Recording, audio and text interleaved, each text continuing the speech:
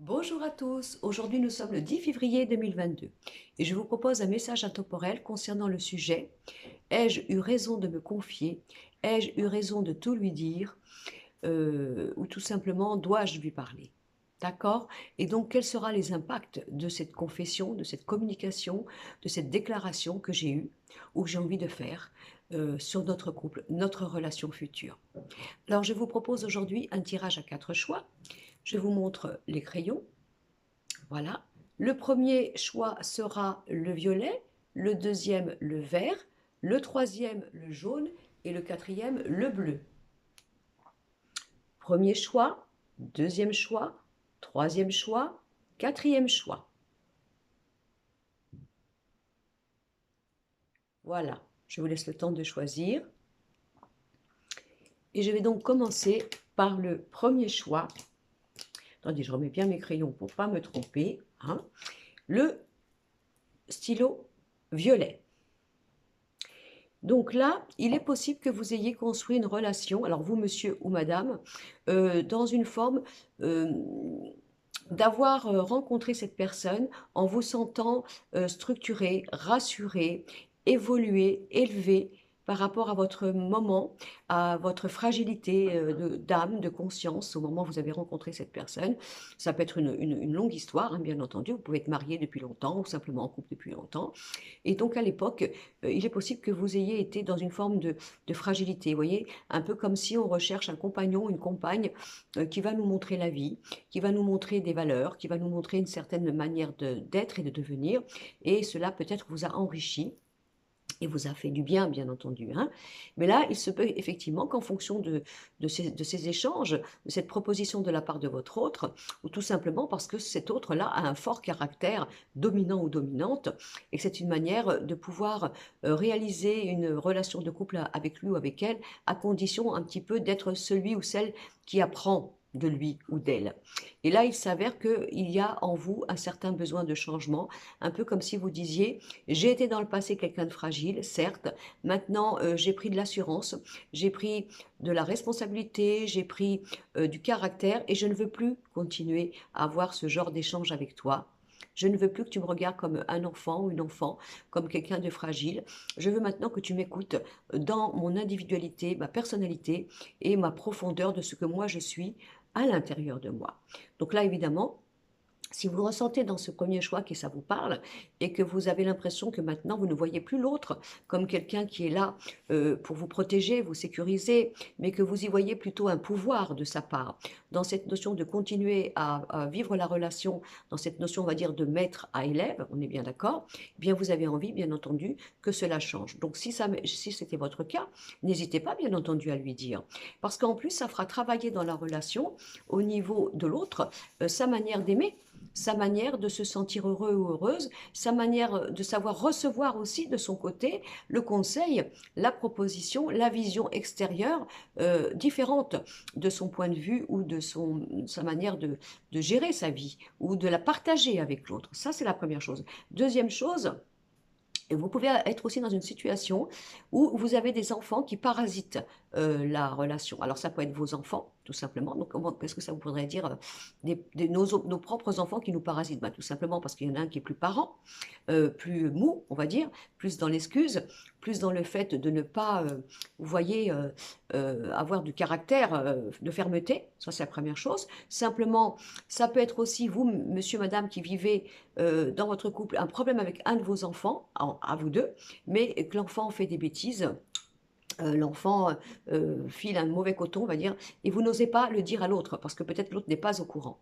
Donc évidemment, là, il faut partager. Vous n'avez pas à porter ça tout seul sur votre dos.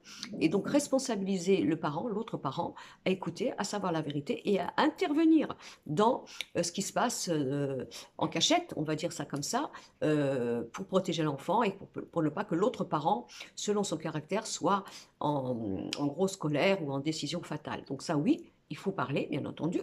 Maintenant, si ce sont des enfants dans une famille recomposée qui font que ça paralyse votre conjoint ou votre conjointe et que votre autre est dominé par le pouvoir de ces enfants un petit peu sournois, un peu dans le pouvoir, un peu dans le fait de toujours faire un peu, vous voyez, ce jeu de trio.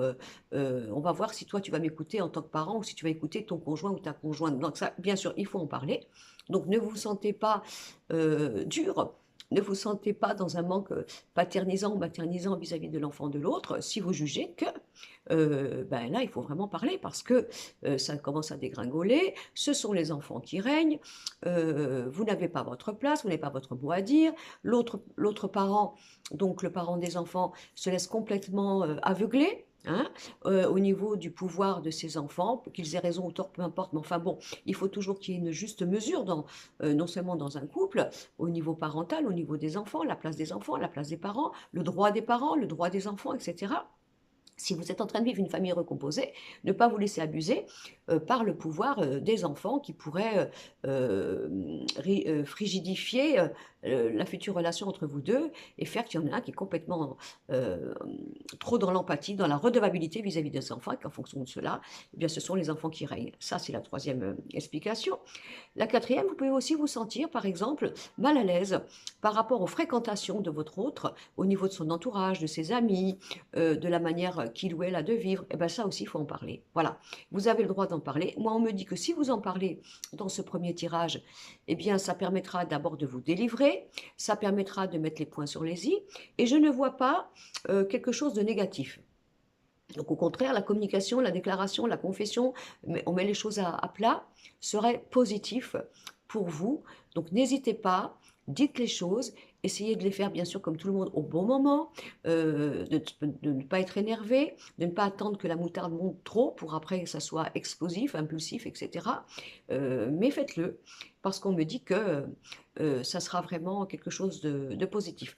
Dans ce choix aussi, il y a peut-être un des deux ou vous, alors soit il y a un désir d'enfant, et on n'ose pas le dire à l'autre. On ne sait pas comment l'autre va le faire parce que l'autre nous a dit avant, ben non, moi je ne veux pas, hein, si on vit la relation ensemble, je ne veux pas d'enfant.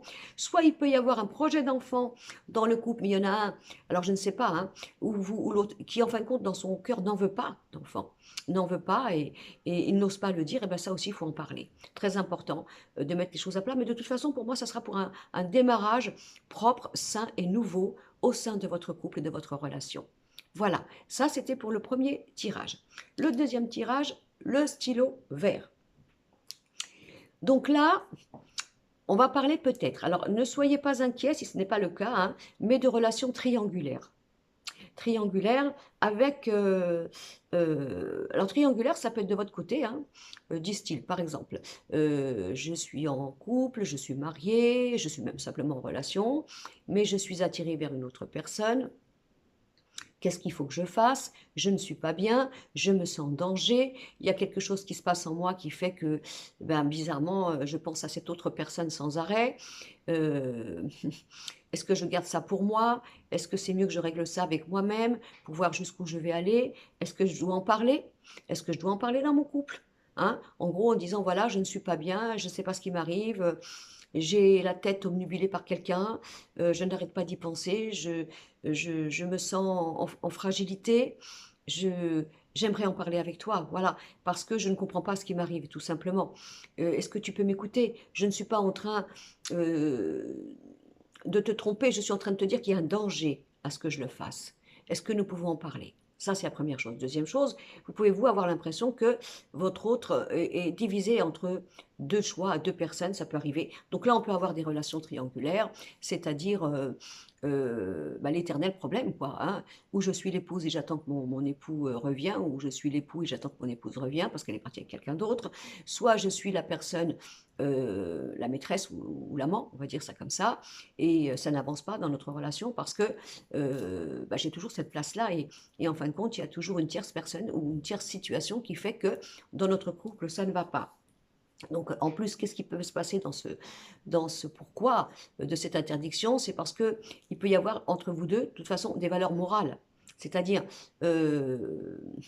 On peut vivre quelque chose, oui, de nouveau, mais on ne peut pas casser ce qui a été sacré, ce qui a été acté, ce qui a été signé. Donc, par exemple, quelqu'un qui se dit, moi, je te propose de rester dans l'ombre, d'avoir une relation parallèle, parce que dans ma moralité, dans ce qui est insupportable pour moi, c'est de me divorcer, de me séparer, de casser un mariage, et donc de refaire ma vie. Donc ça peut être vous deux, ça peut être l'un, ça peut être l'autre. Il y a un problème là.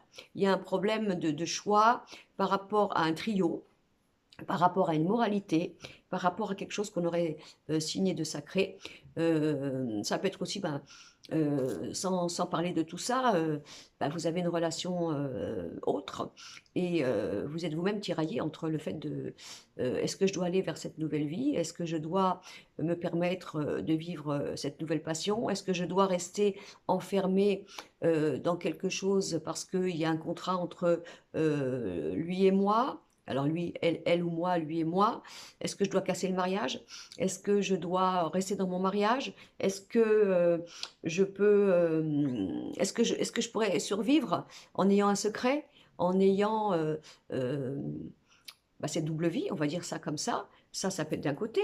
Vous pouvez peut-être ressentir que là, il y a quelque chose qui ne va pas, vous voyez, comme si votre homme ou votre chéri serait toujours attiré vers deux femmes. Hein, deux femmes pour l'homme et deux hommes pour la femme. On peut avoir des natures comme ça, hein, c'est comme ça, on ne va pas faire de jugement dans cette vidéo et encore moins sur ma chaîne, mais ça peut arriver. Donc on peut avoir un partenaire, une partenaire qui est toujours dans cette forme d'instabilité. Il ou elle est avec vous, mais il ou elle a toujours besoin d'aller chercher quelque chose extérieur. Donc, soit bien sûr, soit vous l'acceptez pas, mais là, il faut le dire, ça ne peut pas durer. Ça ne peut pas durer. Et surtout, si vous vous étiez complètement clair dans cette situation que je suis en train de vous proposer, parce que vous êtes rencontrés, mais vous avez chacun vécu, vous avez des chaînes tous les deux, eh bien, peut-être d'en parler vraiment. Comment toi, tu vois l'avenir en fonction de tes chaînes? Est-ce que tu auras le courage d'arrêter tout cela et que nous puissions construire quelque chose ensemble? Est-ce que tous les deux, on peut faire ça tous les deux? Est-ce qu'il y en a un qui va le faire mais pas l'autre? Dans ces cas-là, il faut mettre les choses à plat, hein, parce que celui qui va tout faire pour se libérer, qui va faire la force de le faire, eh bien, si l'autre ne le fait pas, il va se sentir trahi, celui qui l'a fait. C'est pour ça qu'il faut vraiment bien parler là par rapport. Et il y a dans ce tirage, surtout de ne pas. Il faut vraiment laisser le passé de côté. Hein, le passé de côté. Donc, par exemple, vous êtes ensemble, mais il y a une histoire dans votre passé où il y a une rupture, parce qu'il y en a un qui est parti vers quelqu'un de son passé, par exemple, hein, et que cette personne, au jour d'aujourd'hui, est revenue dans votre vie, mais ne sait pas encore vraiment faire la part des choses. Ben voilà, là, c'est le point sur le i. Hein. Qu'est-ce qu'on fait? Est-ce qu'on avance ensemble? Est-ce que tu arrêtes avec ton passé? Est-ce que nous nous délions de notre passé? Est-ce que nous comprenons que profondément, nous en avons envie? Est-ce que c'est quelque chose de possible pour toi, pour moi? Est-ce que si c'est à toi de le faire tout simplement parce que moi je suis libre, est-ce que tu vas le faire? Etc. Donc là, il faut vraiment acter la communication. Et si vous l'avez fait, c'est très bien, hein, il n'y a pas de problème. Hein, pour mettre les points sur les i. Et donc voilà. Donc après, qu'est-ce qui peut se passer là dans ce deuxième tirage? Hein, alors, soit vous l'avez fait, et puis vous n'avez pas de nouvelles. Voilà, il y a eu un éloignement, il y a eu un blanc, on va dire ça comme ça. Hein. Soit vous allez le vivre, hein, tout simplement, une forme, vous voyez, de petite recul. Du coup, la personne, parce que vous lui avez mis les points sur les i. Donc, qu'est-ce que peut faire la personne? Peut-être prendre conscience qu'il ou elle n'a pas le courage de le faire, ce que vous demandez. Et donc, bien sûr, de repartir en arrière, de faire silence radio, d'arrêter la relation. Et parce que vous gênez cette personne de la mettre le nez dans le plat dans cette notion de responsabilité pour le futur. Alors si c'est le cas que si vous l'avez vécu, ne vous inquiétez pas parce que de toute façon, qu'est-ce qui va se passer? Soit ça vous libère vous-même, parce que l'autre ne bougera jamais, vous l'avez compris, et vous sortez de cette relation triangulaire et en même temps vous vous proposez pour un nouvel amour, ok? Soit il va y avoir un nouveau redémarrage dans votre relation après une absence, après un temps de silence, après un temps de réflexion. Mais là, il faut crever l'abcès sur toutes ces situations triangulaires qui fait que on est accroché à notre passé. Du coup, on est prisonnier de cela et on ne vit pas pleinement ce que le futur nous propose d'être et de devenir et donc de vivre. Voilà, donc ça c'est au cas, hein, vous avez envie de parler de ça, hein, ça vous parle et que vous avez envie de dire qu'est-ce que je fais, est-ce que j'y vais, est-ce que je parle, est-ce que voilà, je crève l'abcès et qu'est-ce que ça va donner après?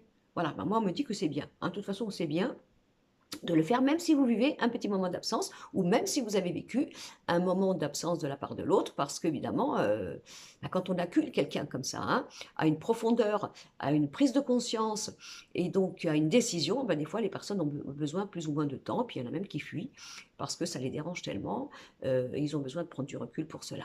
Donc ça, c'était pour le deuxième tirage. Alors, le tirage du crayon numéro jaune, ok? Alors là, on va carrément dans le fait que là, dans le passé, voilà, alors il y a deux solutions. Vous allez dire encore, Brigitte, soit il y a eu une trahison dans le passé entre vous, hein, mais au niveau sensuel, sexuel, ça peut arriver dans un couple, hein, c'est comme ça. Hein. Soit vous, vous avez trompé. Voilà. Alors quand je dis trompé, c'est pas péjoratif, encore une fois, il n'y a pas de jugement. Qu'est-ce qu'on peut dire tromper quelqu'un? Bah, tromper quelqu'un, bien sûr, voilà, soi-disant par les lois du mariage, parce qu'on est marié, parce qu'on est en couple tout simplement, sans être marié, mais on a des projets ensemble, on a fait des constructions. Donc là, il y a un engagement, vous voyez, il y a des promesses, il y a un engagement. Donc on trompe quelqu'un quand ben, on ne peut plus aller dans ce sens-là, vous voyez, on ne peut plus continuer dans la promesse qu'on avait faite ou quoi que ce soit. Alors il est possible hein, que vous ayez vécu une tromperie de la part de l'autre ou que vous-même vous avez trompé. Donc la question c'est se dire, est-ce que j'en parle, est-ce que j'en parle pas je le sens là, c'est un poids, j'en peux plus. Vous voyez, je suis pas bien. Comme on dit toujours, hein, toute vérité n'est pas bonne à dire. Donc, est-ce qu'il vaut mieux que je me taise, que je garde ça pour moi? Parce que si je le dis, bah, évidemment, c'est une délivrance, mais comment l'autre va le prendre? Je risque de faire une catastrophe. Je risque de tout casser. Ok? S'il y a eu une tromperie dans le passé, bah, c'est encore là. Hein. C'est pas digéré. Hein. Voilà. Et puis alors, il y en a un, bah, celui qui n'a pas digéré parce qu'il a été trompé, bah, évidemment. Il regarde l'autre un peu, vous savez, comme une forme d'enquêteur, d'enquêtrice. Bon, tu es revenu dans ma vie, je t'ai pardonné, mais voyons voir si tu te conduis très bien, hein, que tout soit clair, carte sur table pour ne pas que j'ai à nouveau des doutes, hein, que je sache où tu es, ce que tu fais, que je ne revive plus jamais ces impressions d'angoisse, d'inquiétude, d'alerte, comme quoi tu me caches quelque chose ou quoi que ce soit. Donc là, il y a un poison par rapport à une trahison qu'il y a eu. Alors celui qui a trahi, bah, il ou elle hein, se sent coupable hein, parce que il est revenu dans la vie de celui ou celle qui l'avait trahi. Puis derrière, il y a un contrat. Ce contrat, c'est OK, je te fais confiance, celui qui a été trahi. Hein, tu rentres à nouveau dans ma vie, mais tu n'as pas intérêt à avoir un dérapage ou à retitiller en moi des angoisses, des suspicions, des questionnements par rapport à ton attitude. Donc là, il y a peut-être quelque chose à travailler dans le couple. Alors si c'est vous qui subissez parce que vous avez trahi, et bien sûr vous êtes revenu ayant compris l'erreur pour construire à nouveau avec votre chéri, que vous aviez chéri masculin ou féminin. Vous pouvez aussi sentir ce poids. Dire voilà, moi je suis revenue en toute confiance, j'ai compris, je t'aime, mais alors c'est lourd, parce que maintenant, dès que j'ai fait un petit pas de travers ou quoi, ça y est, tu me rappelles ça, j'ai l'impression d'avoir une caméra vidéo au-dessus de la tête partout où je vais, parce qu'il faut que je te fasse part de mes moindres faits et gestes, et ça j'en peux plus, c'est lourd. Je ne peux pas continuer cette construction d'amour que nous avons réitérée tous les deux, en subissant un peu comme le V de voleur sur le front, à vitam aeternam, que j'ai fait une faute et que du coup, même si tu m'as ouvert ton cœur à nouveau, eh bien, je suis toujours mis sur le banc des accusés, surveillé et en suspicion de ne pas mériter ta confiance. Donc ça peut être lourd si vous voyez si c'est vous. Hein. Donc là, il faut en parler aussi. Hein. Il faut en parler, dire écoute-moi, qu'est-ce que tu veux que je fasse? Voilà, j'ai fait ça, ok, je le reconnais. Bon, tu l'as su, ça a fait assez de dégâts dans notre couple. Bon, je suis revenue. Avec la plus grande joie, tu m'as accueilli, tu m'as donné à nouveau une confiance. Mais alors, comment je fais maintenant? Parce que c'est encore là le poison. Et moi, j'ai l'impression d'être sur le banc des accusés tous les jours. Et c'est pas possible. Je n'en peux plus. Je n'en peux plus, peut-être parce que au début, j'étais d'accord pour te montrer la limpidité de ma vie, de mes absences, de te prouver que tu pouvais avoir confiance à nouveau. On a donc créé quelque chose entre nous deux où tout doit être limpide, que tu dois tout savoir de moi. Mais moi, là, j'en peux plus, c'est lourd. Donc là, tu vois, malgré le fait que je sois revenue dans notre vie, j'ai un petit peu une angoisse sur notre avenir parce que j'ai l'impression que bah, tu ne me verras plus jamais comme le même ou la même, et tous les jours je subis cette trahison que j'ai fait, que je t'ai fait subir, mais que du coup j'en paye le prix malgré mon retour et malgré ton pardon. Donc là, il y a vraiment quelque chose à faire à ce niveau-là. Et voilà. Alors là, par contre, on vous dirait, si vraiment c'est ça, vous voyez, si vraiment c'est ça, alors là, ça serait intéressant. Il faudrait mieux vous séparer un petit peu, faire un petit break. Alors pourquoi? Parce que celui qui subit la culpabilité, parce qu'il a trompé, il ou elle, hein, d'accord, hein, et que l'autre ne peut pas oublier, malgré son bon vouloir, malgré son cœur, dans le quotidien, c'est encore un poison. Eh bien là, le break est intéressant, parce que la personne qui est dans ce problème de non-confiance en fonction d'un passé, va retrouver à nouveau, bien entendu, le manque de vous. Vous voyez? Et va relativiser après, en disant, ben, en fin de compte, oui, j'ai un peu empoisonné, même si j'étais blessée, même si j'étais trahie, même si c'était pas facile, ben, dans nos retrouvailles, ben, à cause de ça, parce que c'est vrai que ça se travaille, la confiance, et le pardon, c'est facile. Mais après, la confiance, c'est une autre histoire. Donc peut-être que là, si vous faites un break, là, il est proposé le break, hein, l'éloignement, d'accord? L'éloignement, le break, ben, refaire rejaillir le manque. C'est le manque qui va faire relativiser toutes, si vous voulez, ces situations de la vie qui, en fin de compte, ne sont plus si importantes. Voilà. Donc là, j'aurais un adage qui dirait, vous allez briller par votre absence. D'accord? Donc, écoutez, je sais que c'est pas toujours facile d'entendre me dire, oui, ben alors là, Brigitte, elle me dit que ça serait mieux de faire un break, une petite séparation. Break ne veut pas dire rupture définitive, hein. Bon, écoute, ça va pas entre nous. Je vais repartir chez moi, si c'est possible, hein, bien sûr. On va réfléchir chacun de notre côté, parce que malgré tout ce qu'on a fait, tout ce qui s'est passé, malgré cette trahison, alors si par exemple la trahison elle est présente, hein, bah, le break est nécessaire aussi, hein, parce que vous qui avez été trahi, vous avez besoin de vous reprendre, vous avez besoin de réfléchir, vous avez besoin de mettre les choses. Celui qui a trahi, il a besoin aussi d'avoir le manque de vous, hein, pour voir qu'effectivement là, il ou elle a fait une grosse connerie, parce qu'il ne le ressentirait pas dans son cœur, il verrait l'importance de cette bêtise, de cette passade, on va dire légère, et donc là, l'absence est positive. D'accord? L'éloignement, le fait de ne plus être ensemble, de prendre du temps, de voir l'importance de votre couple et relativiser tous ces problèmes qu'il faut laisser de côté et voir que vous êtes importants l'un pour l'autre, malgré ce qui a pu se passer. Donc ça, c'était pour le troisième choix. Alors maintenant, nous avons le choix du stylo bleu. Voilà.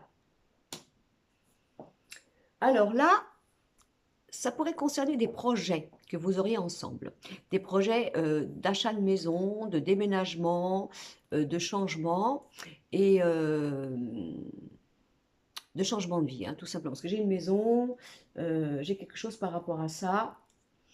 Alors ça voudrait dire que peut-être que là dans le couple, il y en a un qui veut changer d'horizon, qui veut déménager, qui veut aller dans un autre monde, on va dire ça comme ça.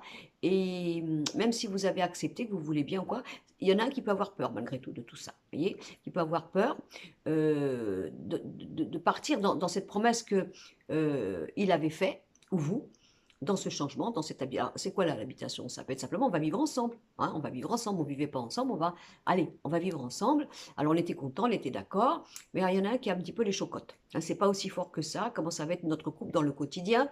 Est-ce qu'on va vraiment aussi bien s'entendre que lorsqu'on se voyait à distance, etc. Ça peut être vous par rapport à un choix de maison. Est-ce qu'on vend? Est-ce qu'on achète?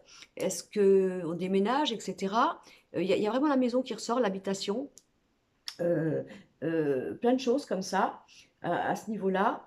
Euh, alors, ça peut être quoi la maison? Ça peut être par exemple, on va déménager, on est d'accord, mais je vais aller dans la région qui est la tienne. Vous voyez, qui est la tienne, où tu as tes amis, ta famille, etc. Parce que c'est comme ça la vie, hein, le destin a fait que voilà. Et il peut y avoir une angoisse par rapport à ça, de l'un ou de l'autre. Hein. Oui, d'accord, j'avais dit oui pour repartir, mais j'ai l'impression que moi, je vais être isolée de mon monde. Je vais plus recevoir, je vais perdre mes repères, tout simplement. Et est-ce que dans ton monde, je vais me sentir bien? Est-ce que dans cette nouvelle région, dans cette nouvelle maison, alors maison extérieure, parce que là, on perdrait un petit peu, vous voyez, on changerait de région. Est-ce que moi, je vais me sentir bien? Voilà. Alors, il y en a un qui peut avoir l'impression que si dans ce choix primordial qui fait qu'il va y avoir un changement dans votre couple important, ben, il y en a un qui, ça réveille des peurs. Voilà, ça réveille des peurs. C'est simplement le fait de changer, hein, de maison, de déménagement, etc. De changer. Ça peut être aussi vous dans votre couple qui pensez que ben, il va y avoir un travail qui va vous séparer. Donc du coup, ça n'était pas avant, mais il y en a un qui va partir pour son travail, qui sera éloigné d'une manière géographique. Et donc dans ces cas-là, comment on va continuer notre couple? Parce que dans la maison, on ne sera plus ensemble. Et est-ce que notre couple va survivre à cette distance? Vous voyez? Ça peut être aussi des couples qui sont ensemble, attention, mais qui peuvent avoir envie de continuer à s'aimer en étant chacun chez soi. Ça peut être aussi une vérité. Moi, je pense que nous, on réussit mieux, toi et moi, dans notre amour, en ayant chacun notre indépendance. On l'a vécu dans le passé, on s'est remis ensemble, on a vécu un quotidien, mais moi, je m'aperçois que mon indépendance, mon besoin de moment à moi me manque. Et je pense que dans notre couple, pour le sauver, on va dire, pour le continuer à l'enrichir, il faudrait mieux qu'on soit chacun chez soi. Parce qu'il y a il y a quelque chose au niveau de l'habitation, de la maison, d'un projet, voilà, de quelque chose par rapport à ça. Parce qu'on me dit en plus que si jamais vous choisissez, par exemple, alors soit votre conjoint, votre conjointe s'en va un peu plus loin parce qu'il y a le travail qui impose et il n'y aura donc plus l'habitation en commun. Moi, on me dit qu'en plus, alors là, vous allez encore réapprendre plus à vous aimer parce qu'il va y avoir des échanges. Vous savez, les échanges qu'on oublie quand on est en couple. Les communications, les petits messages du matin, les SMS, les petits mots, les petites déclarations. Donc les échanges vont être fructueux. Vous voyez, ça peut en donner du piment au couple. Vous voyez, par exemple, si jamais il y avait une obligation d'éloignement, ça c'est la première chose. Ensuite, euh, je vous dis, là, il peut y avoir un projet, vous avez, ça correspond à un rêve de l'autre ou du vôtre. Et ça implique quoi? Déménagement, changement, nouvel endroit, nouvelle région, nouvel horizon, nouvelles relations, nouveaux amis. Ok. Et il y en a un qui peut être inquiet, simplement parce que c'est pas son truc.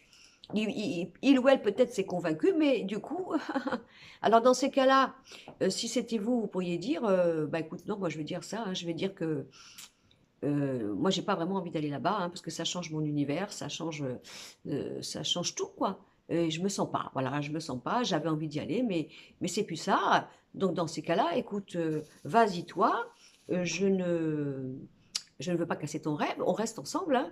On va peut-être apprendre à vivre différemment, on va se voir toutes les semaines, les week-ends, des choses comme ça, puis on va s'écrire, voilà, et on reste encore, hein, voilà. Et ça peut être bon, en gros.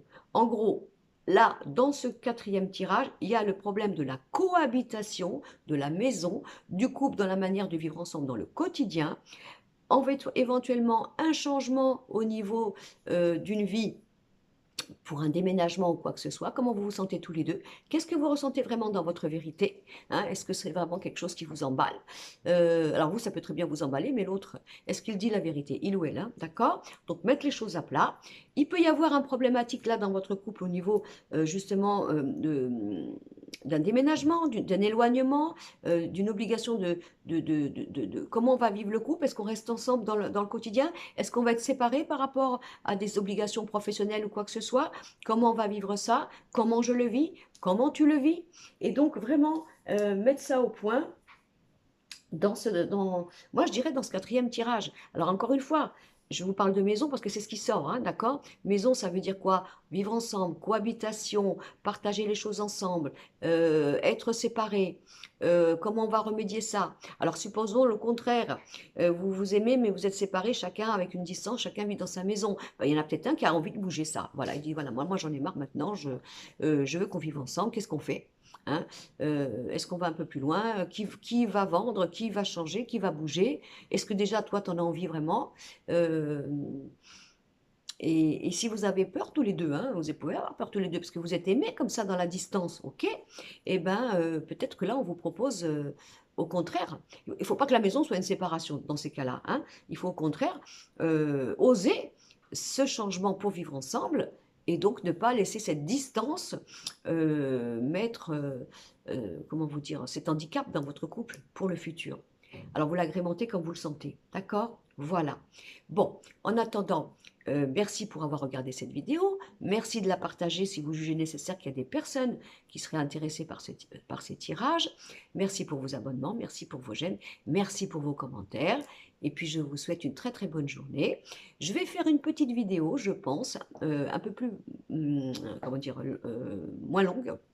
J'ai eu l'idée ce matin, j'ai dit on va rire un peu. Je vais faire une vidéo avec, bien sûr, moi, dans cette notion professionnelle donc de tirage. Et puis après, je vais faire apparaître Madame Irma. Oui, pour ceux qui connaissent ma chaîne, bah, Madame Irma, vous la connaissez, vous l'aimez bien, elle vous fait rire. Pour ceux qui ne la connaissaient pas, bah, j'ai une consoeur, qu'est-ce que vous voulez, qui s'appelle Madame Irma, et qui vient sur la chaîne la partager avec moi, et qui donne cette petite manière à elle d'être personnalisée à sa façon. Donc, et puis qui fait bien rire surtout, hein, parce que ça c'est de l'humour et de la dérision. Donc je vais créer une vidéo avec un message profond, avec moi ce que je vais vous dire, et puis après je vais faire intervenir Madame Mirba avec son interprétation à elle, et j'espère bien vous faire rire en même temps du sérieux, en même temps du rire, simplement parce que j'ai trouvé ça sympa, je sais pas, je me suis levée ce matin en pensant à ça. Alors c'est peut-être mes guides là-haut qui m'ont dit, eh, si tu faisais ça, ce serait peut-être sympa, donc je vais le faire. Je, je, je vais le faire bientôt. Je vous embrasse, passez une bonne journée et puis surtout, prenez tout soin de vous.